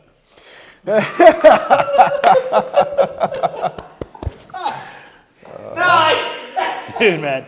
Like, You're right. I'd love to see him there too. But like, But is numbers he not wise, having a pretty good season? Like he's playing pretty good when he needs to. Sure, like, sure. You know, so sure, but like, for 2 weeks. Thompson is even better than him. And why didn't he go? Well, there was some drama or problems back in Vegas. And guys like, well, we don't want to deal with that. So maybe they're like, well, we don't need Fleury, someone my joking boy, around fuck, and he was- loosening the guys too much because we know this will be a battle. So there's politics in kids sports and politics in major league sports. There's There's never not politics. John and John, what are your predictions? Yeah, I agree. Canada needs to get up pretty early. I think we have a chance. But it can go. Fucking Sidney Crosby. It can go either way. Connor McDavid, Cal. We have a chance. Well, yeah. I mean, the first game against Sweden went to What went overtime. wrong in the first game? The first I didn't watch it. Sweden so I game don't or have no the idea. Sweden game or the American yeah, game? Canada, Sweden. I didn't watch it either. I was I on watched the it. shelf. Canada, America. Okay. Canada, Oh, US. that game? Canada, Canada-Sweden game. Sweden played a beautifully shut down game. They worked hard. Those guys wanted it. They came to compete. And that's why I think this next game will go either way, because this time America came to compete. They came to bully us around instead of every time we show up, we're like, yeah, we'll just bully them around, hit them a bunch of times, play some good old Canadian hockey, and they'll go cower in the corner and we'll win. You think those fights had something to do with it? Those fights were... It definitely set the tone. They were simply putting, hey, look, we're not the guys that normally fight, but we're going to give you a fight. We don't care. Like the first one, Matthew to Chuck's fight, there was some history behind those two. But like Brady... No. I heard that JT Miller texted those guys and say, I feel like fighting today. Yeah, but like JT Miller was also the worst one for the fight too, right? Oh, yeah. Did like a minute later. And then like dropped his gloves and looked at the guy, and the guy was like, really? Are you sure? But like, it's not that. It doesn't matter whether you talked about fighting or not all before. It's the fact that they were there in a, I guess it's a mean something tournament, but also in a mean nothing tournament where they're kind of promoting the game. And they showed up and they're like, fuck you, it's my pride. We're going to play Canadian hockey now. We're going to turn around and beat the tar out of you. And if you watch that game, there were some big hits laid. It was... McDavid. I can't fucking wait, bro. I think that was... I mean, I didn't watch the game, but I saw that. I didn't game. watch the game, but I watched the clips. highlights. I watched social media. I can't help but flip through my Instagram trying to boost up fucking Ultimate Hockey Podcast. didn't watch the game, I just watched 45 And minutes. all I see is fucking McDavid getting run at the blue line by who? McAvoy, wasn't it? Werenski? I don't know. It was a good hit, but like... He got fucking leveled and I think that shut them down. No. It shut McDavid down. No, it didn't. No. He just never made that mistake again. He tried to change how he was entering. He tried to change his game. But his coach is telling him one thing. Like, Canada did not adapt their game at any point whatsoever during that game. U.S. score, like Canada scores, U.S. scores, U.S. scores. And then it's like U.S. goes to a 1-2-2. Canada just continued to try and carry the puck in. They were getting shut off. We never dumped it. We never chipped it. We never adapted our game at all. Because the coaches there, like, you guys all know what you're doing. Like, go ahead, do it. Right? Here's what we do. They have to talk in that dressing room and decide Here's what we do, and whether I'm they're so doing glad something. this is going to be recorded. Yeah, okay. Whoever fucking wins tomorrow, whoever wins, puts up whatever they win against that fucking Russian lineup that's floating around. And we do Rocky 1. We do like the Burnaby Winter Club fucking 8 rings bullshit with the ice that's like this. Nobody's watching. Maybe we got one guy with a camera. And we'll just live stream it. After the NHL For our awards. Patreon, for our Patreon.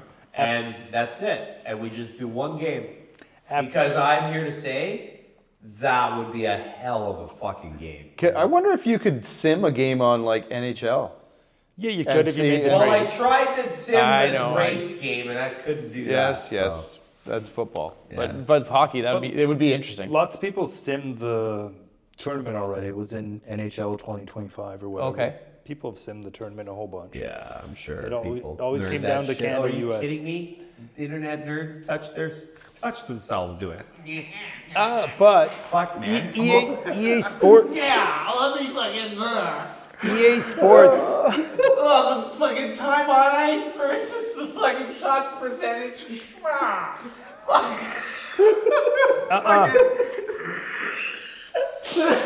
Oh man.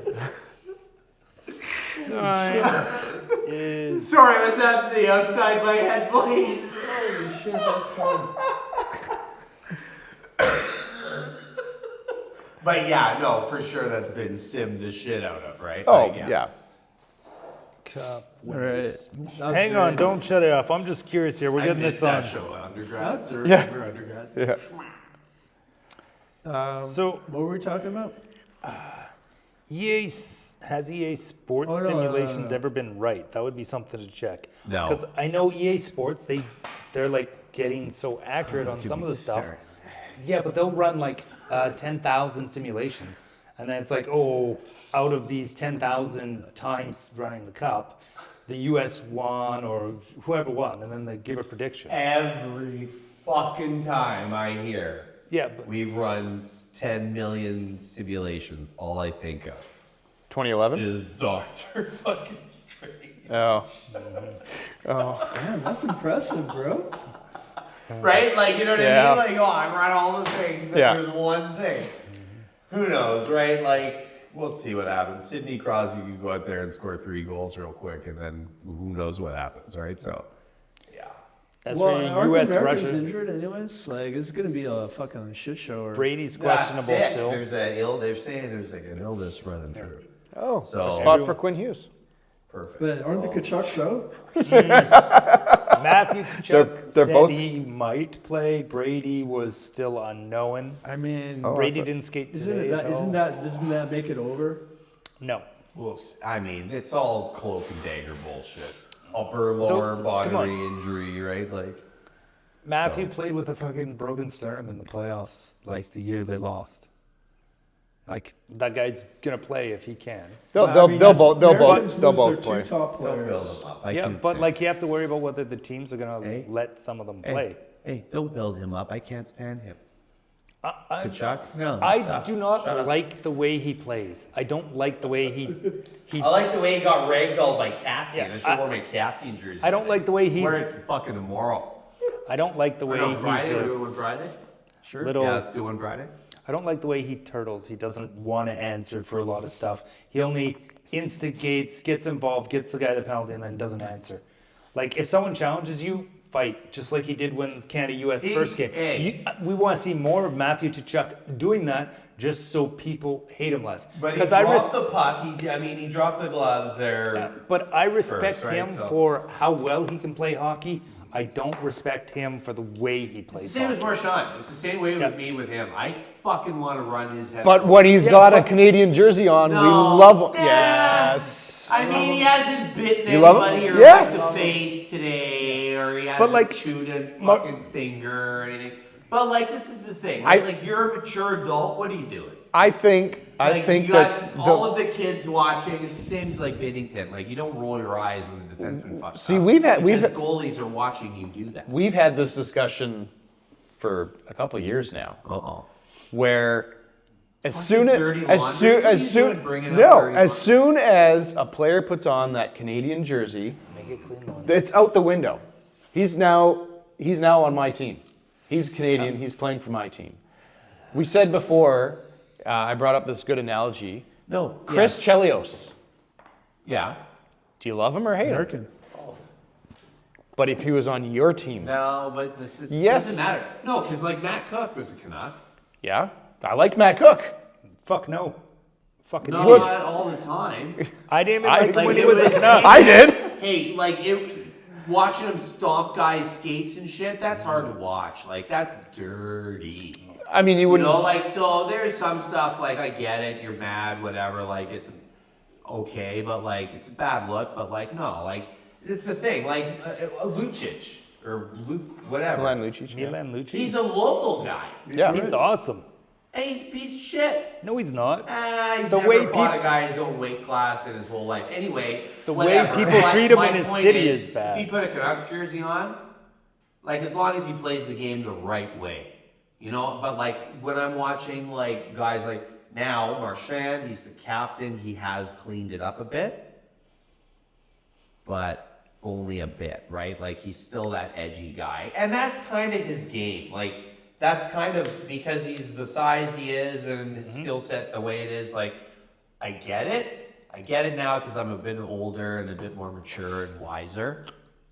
But I still can't stand the way he fucking plays hockey sometimes. I disagree. And I'll say this, in this tournament, he hasn't been a shit show. Like, No. he hasn't done anything disrespectful. Let's say. Right. So, cool. The Thanks, sec- the thanks sec- for not disrespecting Team Canada, The bro. second Like, he that's puts- what I'll give him right The second he puts on that Boston jersey, it's back to square one. now. But for the thing time is- being, But the thing is, John, is this doesn't have to be. Right? Because if he continues to play the game the right way, then he's just a fucking guy that's a Boston I Bruins. still have repressed memories. Yeah, I but- still have Pissing me yeah. off, right? Then, Like, then you don't have Marchand, because that's who he is. This is it, right? You don't get That's you his don't get shtick. Bieksa, you don't get Burrows, you don't get fucking right. You can like, only this keep is the it. act for so long. Yeah, you don't get Tie Domi. Oh, remember this? Tie Domi? Because someone didn't want to fight him. Do you not remember that? Yeah. Oh, you think you're some old wise hockey guy? No? Tie Domi? So Tie Domi was squaring up against, now I forget whom, but I think Philly, for sure Philly. Yeah. And the guy's beaking him. I'll fucking kill you, you cocksucker, you're gonna die. It's one of their big tough guys. So during the fucking face-off, Tie Domi's square. Oh, I'm fucking scared. He's doing this with his legs the whole time. I never seen that. Good. So, oh yeah, cut to the clip of it or whatever. Yeah, Yeah, some just old cut the clip. So Cool. good, eh? Like, or this, or this. Hey, guys don't I really see do that. that no more, right? But Thank yeah, goodness. this, all that stuff, yeah. Good old But days. very few guys were like Ty's. Well, his head was just, they had to take 2 helmets and That weld them together. Skull's big as hell. If you're gonna punch me, punch the top of my head. Dude, you break your hand trying to knock him out. Like, forget it. Yeah, you need a tire iron. Jesus.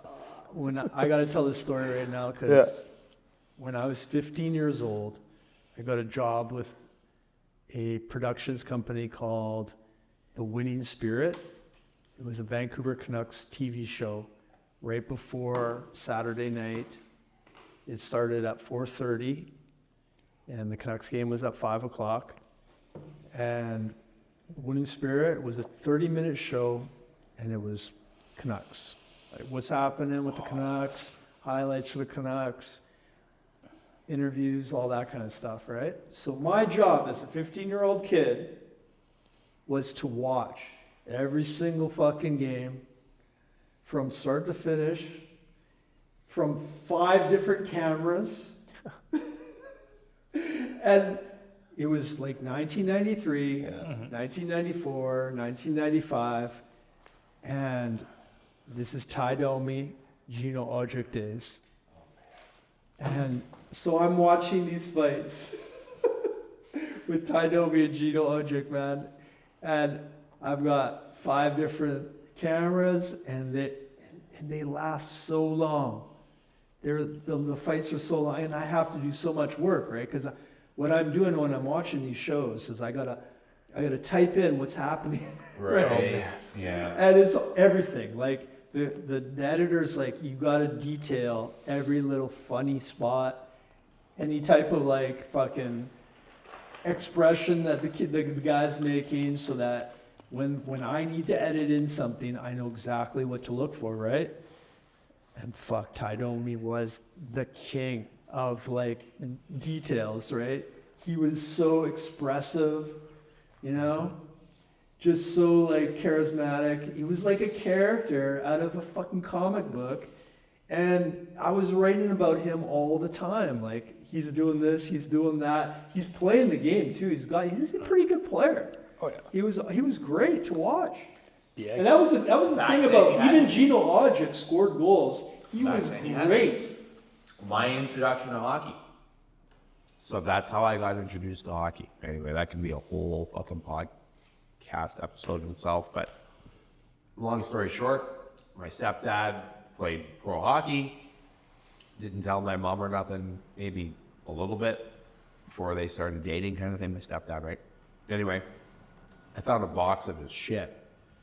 Fucking scouting reports, posters, or not posters, but programs, trophies and stuff. Anyway, clippings. I think stuff his mom kept or something, or that he got anyway. Fuck, where was I going with this? Oh, so I asked him, we're watching hockey one day. What position did you play? Because I'm now learning the game. I'm 4 years old or whatever. Yeah. Played forward, played wing, or center, depended. Oh, okay. Well, who would you have as your line mate right now? Who would you play with? Oh, the guy in the penalty box. It's a stupid fucking answer. Right? Who picks that answer? Yeah. Dummy. He's not even on the ice. Number 24 in red and white. Probert. Bob fucking Probert. So I go, oh, okay.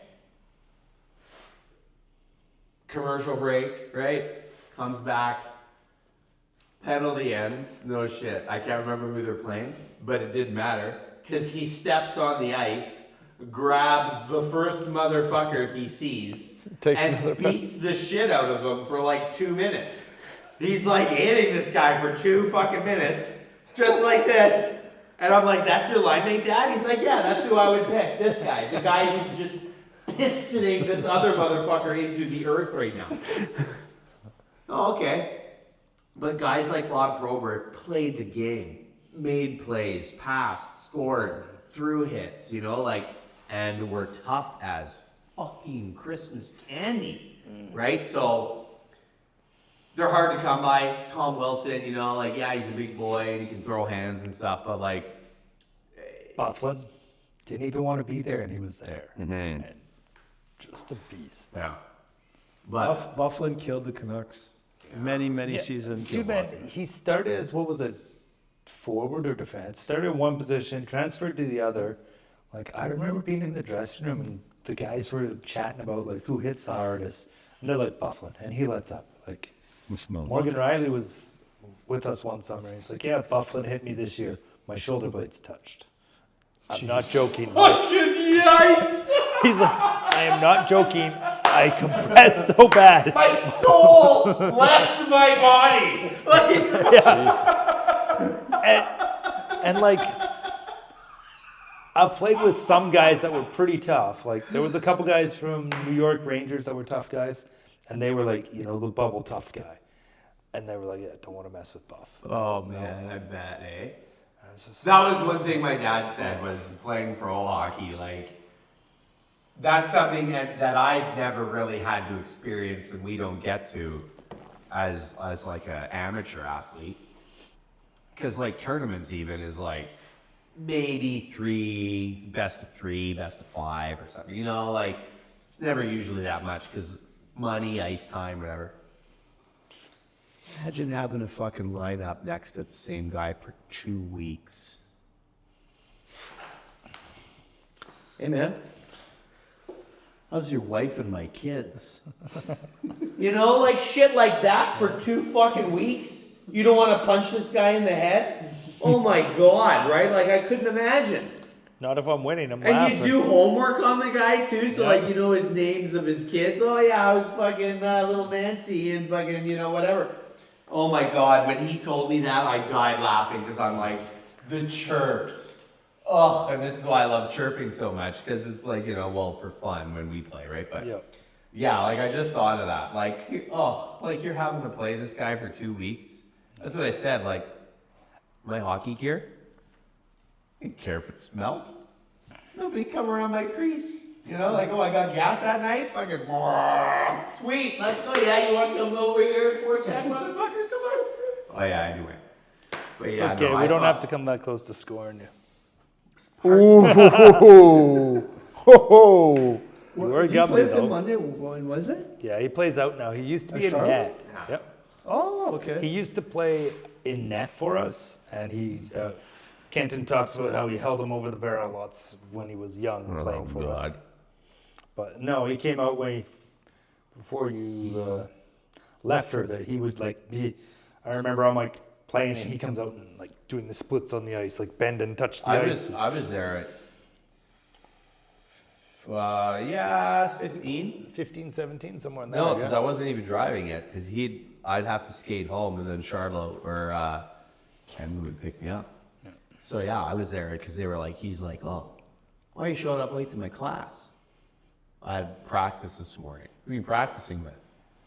The Ridge Meadows Flames or whoever it was. I can't remember. No, it would have been Grandview. Oh, you're a good goalie, are you? Well, we need a goalie. Come on down, right? So anyway, that's kind of how it started, and then I played goal for them for a while. Oh wow. And then that's how John and I met, and then so when we'd both be in net for those motherfuckers, they loved it because they were getting they had to work for it, right? Yeah, right. And then when I fucked my knee up, I can't push off in the butterfly the same way anymore. But I really want to try with the new skates and everything. Because, like, I have the old school shit. You know what I mean? Like, I Bauer haven't tried reactors. with the new stuff. So I feel like with the new skates, because they're more like player skates and everything, it might change a bit. I kind of think I have a similar injury to what Demko is dealing with, which is why I'm kind of hopeful that actually maybe I can actually try it, right? So my physiotherapist, Lowry's sister there, anyway, she's hopeful, but she's kind of also telling me not to do it. Mm-hmm. I won't hurt myself, but I won't. You're not improving your situation. Right. You know what I mean? I can't really I could make it worse. Yeah, but, good. But she's like, while doing it, like pushing off like that won't. It's not going to injure the meniscus anymore. It's just already torn, right? Well, at least yours is torn. Mine's been torn and shaved, and now I'm like, Yeah. I play hockey and I can feel it. I got torn meniscus too. Yeah, well, wait till You they. did? No, I got a bucket The handle. joys of playing hockey, eh, gentlemen? I had a did bucket mine handle running. tear. Luckily, I was still doing Canucks pre-seasons of those times, and I got their surgeon. But I had a bucket handle tear from like one of my own players who couldn't skate very well, falling on me. And bucket handle tear, it was a year before I finally got surgery. And they were like, oh yeah, like a week on crutches, a week on a cane, then a week of walking, and then you can try biking. I was a day on crutches, a day on a cane, a day walking, and I was biking. Yeah. And I never looked back, but now, like, I play out, this right knee, when I step to, like, go, like today, I've got ankle injury. I was fine with my ankle today. It was my knee that killed me. I couldn't do anything. Because I have, like, your meniscus is like a big pad. I had a bucket handle tear, so they shave it all out. Now there's a spot with nothing. And that connection, oh my gosh. So I think because I did mine running, and the way it tore, it's not like a complete buckle or whatever, right? Like You might have done straight. I think maybe, but so for me, skating is like okay. Still gets sore here and there and stuff, like running and stuff. It'll get sore and that, but that's why I think going in net, I might be able to like be okay with it. But I just want to do a controlled environment first. Like I just want to slide around and see how it feels, see how those new pads feel, because I'm sure I will feel like it. Because like for years, I've wanted them to come up like that and everything, you know what I mean? But like I had the old leather rawhide bullshit, and so like before Patrick Waugh invented that cheater wedge, that wasn't the thing, right? So You had Bauer reactors last I saw. yeah, but they didn't have that wedge either. I had to like I had the Vaughns. I went the reactors, and then I had a pair of Vaughns, and the Vaughns had the wedge. Yeah. But it was like not much of ones, and it had some knee risers or whatever, but compared to what's out there now, like Yeah. So they were still like a generation behind, because they were still like 13 or 12 inches, like they were still the ultra wides. Yeah, but like my first pair of butterfly pads I wore, They were like ultra wides, but I wore through the finish sliding around. Yeah, so no, I don't think these are the same. But anyway, I want to try the new skates, because I think it might be okay. Because I strengthened the knee and enough. And anyway, Anytime you want- the internet doesn't care about my. I'll take you to injury. Stick and Puck. You can grab my gear, but it might be a little tall for you. That's not true. That's not true. Because so many people out there have your injury, That's true too, actually. and they want to know how to get better. So But yeah, no, like that's Well, a that's- if great. that's the case. I mean, I just recently separated my shoulder, and it was pretty traumatic. And I found some guy on the internet on YouTube, and I'm so forever grateful, because he taught me how to fucking heal it. And, and now I'm back again, and I feel 100%. I mean, I can't believe it. I'm just like, wow. I've been injured so thank much. God to YouTube, right? Yeah, I've been injured so much. I need someone to teach me how to mentally recover from an injury, not physically. And that's a huge part of it, because like your body protects it, and I've learned that as I've progressed sort of through some injuries. You know what I mean? Like just how your body, like I can already feel, some of it. But I laugh, and I laugh because I'd had this conversation with my physiotherapist last time I saw her. it took me a while. So like I screwed my leg up, and then like running, and then because of like medical BS and anyways, it took me a while to actually go to physio, like to actually get coverage for it. When I did, I finally went to see this chick. I remember being like, this is bullshit. You are selling me snake oil. Like, what do you mean you want me to lay on my back and press a ball against the wall? Or yeah, it was like press a ball against the wall. I just remember being like this, like I can squat 300 whatever, like I can do this, I can do that. I'm fucking me. What are we doing? Pushing a ball against the wall. Go fuck yourself, right? Couldn't even do it, could you? Not really well. Every injury is a muscle And then imbalance. there was like the step up, this Pedersen step up or whatever, for like, you know, just try and strengthen my knee and all this and that. And then, so I'm like, okay, so like this is nothing. I'm thinking this is bullshit. Like I'm still thinking this is bullshit. So she says, okay, a couple weeks, come back, you know, see how you progress going to the gym and doing this. I'm like, you want me to go to the gym and do this like one-legged fucking Curtsy? yeah, like go pound sand, right? Like I'm gonna look like so. Everyone in my But- gym looks at me like I'm a fruitcake. for But- what I do. But after all that, the half-hour session I had with her, I walked down the stairs pain-free for the first time in 2 fucking years. And I cried walking to my Jeep. Because it took that fucking long, and I don't want to say egotistical because like, I wasn't, like, it legit was all the bullshit with the medical I had to go through to get me there, but it was like, I just thought of like how my head was going into that. Like, oh no, I work out all the time. Like, you know, I know stuff. I'm in the community. I do stuff. You know, look at me. I'm good. No. She's a doctor or whatever for a fucking reason. I mean, right? Like, so yeah, it was like a very eye-opening experience walking out of there, like for the first time, pain-free in so long, and then like having to rehab it and continue and everything, right? But like, yeah, like injuries suck. Finding the right physiotherapist or doctor After the diagnosis, the right problem is a big thing. Did that tore my groin 4 times in 3 years. Yeah. Finally, like, chatting with somebody, so like, just get an ultrasound. Like, even when I went into emergency, like, hey, I tore my groin, I think. Want to check it? Yep, you tore it, groin. Then I have a cuff, then I had hernias and that. Really? And like, I had been with one physiotherapist for years and never made progress. Even after like hernia surgery, like working with her, didn't quite make progress. Go to someone new. They've got a little bit different understanding, a little bit different, made tons of progress. So like trio. Yeah. Well, yeah, like, and sometimes you have something going on you don't even know about or whatever, right? Like, Cairo, I went into fucking Cairo, and she's like this tiny little ninja that cracks everything when I walk out of there. And she said something, she's like, yeah, your chest, like, this bone isn't moving, it's stuck. I go, my shoulder's sore. She goes, yeah. And I mean, like, crunch, right? Like, oh boy, you know, and like, you know, then I'm moving it around and stuff after and that and everything. And I was like, What bone is it?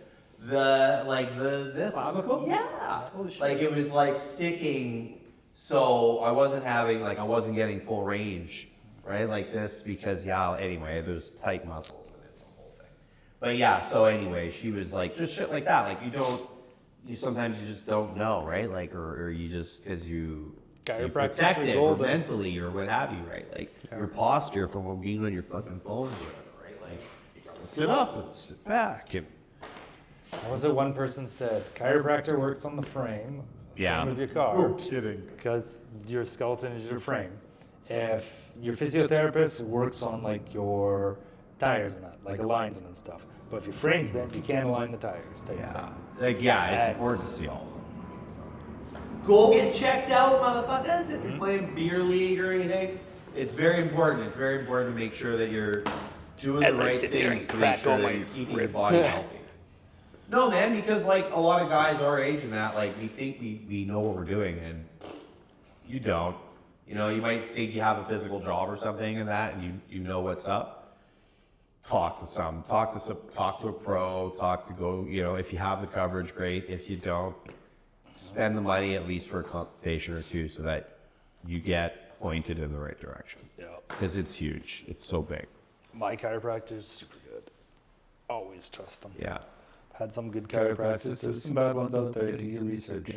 Yeah, like, and that's the thing too, but like, because I feel like it's one of those things, definitely, if you get into it too late, it's too late. Like, you know, my old man, you know, he was behind the 8 ball, and he knew that because he ran so hard, so young, right? Playing hockey, playing pro hockey, and all this stuff. And like, back in the day, you didn't take care of your body the same way we know how to now. But yeah, like, I think it's huge because some guys that like just do stuff like warehouse work, like that's a physical job, sure, but if you're not taking care of yourself, you're not doing other stuff either because you're not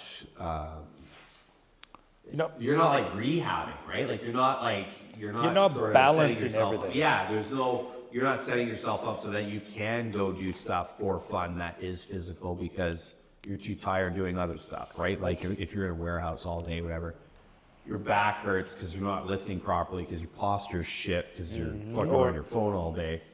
No wonder you don't want to play hockey when you're spare time, right? Because your fucking back hurts. So, yeah, I think it's just that's key. Or how many times do you hear about someone going to the gym and injuring themselves in the gym?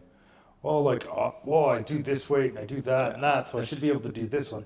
Yeah, sure, but like that also requires this little tiny muscle. That little tiny muscle you haven't worked out. You built the big muscle, so you didn't do multi-muscle. There's this like YouTube thing. I mean, he must be some like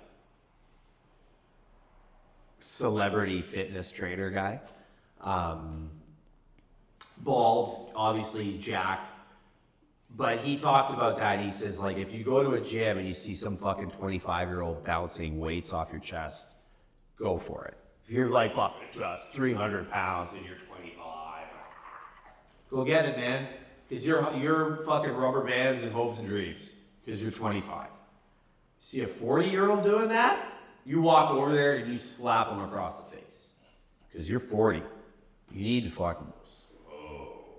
You need to make sure you're working everything. You're slow, right? Like your muscles. Because you're older now and like your body is different. Like everything is different. The way it all moves and that, and it really is, you know, and we forget that. But it was wild to hear it from like a guy like him. Because he's like, you know, like you look at Josh Brolin or whatever. He's an old guy getting big playing Deadpool. Thanos? No, Cable when he was Cable. Oh, Cable in X-Men. He got big for that, right? Like, because he's not in a suit, because he felt like he wanted to kind of just put that size on himself. But he's an old guy. He's like, I got to go live against fucking Ryan Reynolds. This prick's 10, 15 years younger than me, right? Mm-hmm. He had to work out different. He had to treat his body differently because he's older, right? But like, you still can do it.